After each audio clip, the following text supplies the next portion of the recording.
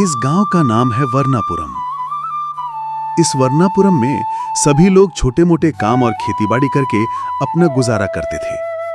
लेकिन कुछ सालों से इस वर्नापुरम में दो दंपति रहते थे। वे काफी समय से संतान न होने के कारण काफी चिंतित रहते थे।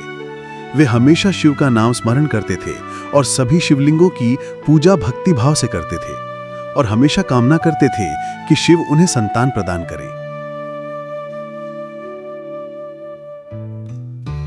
इसलिए एक दिन दोनों दंपत्ति एक शिवलिंग के पास खड़े होकर अपने दर्द, पीड़ा और भक्ति भाव से उसकी पूजा करने लगे। हे भगवान शिव, पिछले कुछ सालों से हम अपनी सारी प्रार्थनाएं आपको अर्पित करते आ रहे हैं। भले ही बहुत से लोग बहुत कुछ कहते हों, लेकिन हम पत्थर दिल पर रखकर जीते हैं, उनकी अनदेखी करते हैं। हम आपको अपना पुत्र मानते हैं भगवान शिव। हे भगवान शिव, हम कई सालों से आपकी पूजा करते आ रहे हैं और कहते हैं कि आप हमारी प्रार्थना स्वीकार करेंगे और कम से कम अब तो हम एक पुत्र प्रदान करेंगे। भगवान शिव, कम से कम एक बार हमारी प्रार्थना स्वीकार करें और हम एक पुत्र प्रदान करें। इसके अलावा हमें कोई और उम्मीद नहीं है। भले ही आप हमें अगले स्थान पर ले जाकर छोड़ दें, हम खुशी खुशी वापस आएंगे। भगवान शिव, कम से कम एक बार भगवान हमारी प्रार्थना स्वीकार करें। हाँ भगवान, हाँ। हमारे गांव के सभी लोग भी मुझे ऐसे देख रहे हैं जैसे मैं अछूत हूँ। कोई भी मुझे शुभ कार्यों के लिए आमंत्रित नहीं कर रहा है। हर कोई मुझे निसंतान और अनाथ कहकर बहुत ही नीच बातें कर रहा है। भगवान, आपकी कृपा और सुरक्षा से हमें एक बड़ा बच्चा प्रदान करें। भगवान, हम सपने में भी आपका नाम छोड़े बिना आपके नाम का स्मरण करके जीते हैं। भगवान, क्या आपको हमारी ऐसी भक्ति नहीं दिखती? भगवान स्वामी, कृपया हम पर दया करें और हमें संतान प्रदान करें। अम्मा पार्वती अम्मा, कृपया भगवान शिव से कहें कि आप भी माँ। वे दोनों प्रतिदिन उस शिवलिंग पर आते थे और पूजा करते थे और संतान के लिए प्रार्थना करते थे।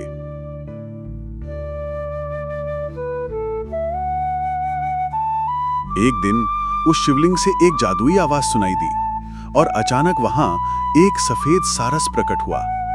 उस शिवलिंग से आ रही जादुई आवाज ने कहा, हे पक्षियों के राजा, अब आपको एक कार्य पूरा करना है। मैं अब उन दो जोड़ों को एक पुत्र प्रदान करूंगा जो कुछ वर्षों से मेरी पूजा कर रहे हैं। आपको अपनी प्राकृतिक क्षमता से सीधे उन दो जोड़ों को वो पुत्र देना चाहिए। उस शिवलिंग से जादुई आवाज ने कहा, उस पुत्र की वजह से उनके लिए सब कुछ ठीक हो जाएगा। जैसा कहा गया था, शिवलिंग के सामने एक छोटा बच्चा प्रकट हुआ।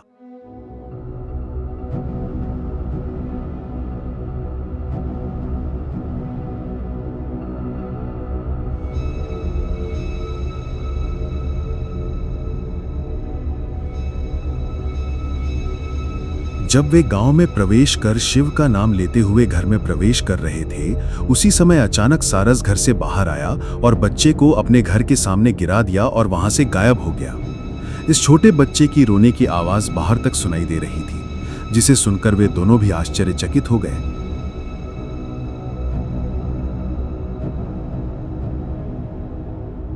घर के सामने छोटे बच्चे को देखकर पति पत्नी दोनों बहुत खुश हुए। बच्चे को देखकर उन्होंने सोचा,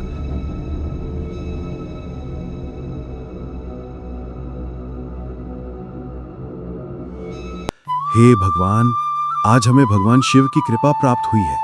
हमारी कठिनाइयों को देखकर और हमारी पूजा को आशीर्वाद देते हुए भगवान शिव ने हमें इस बच्चे के साथ आशीर्वाद दिया है।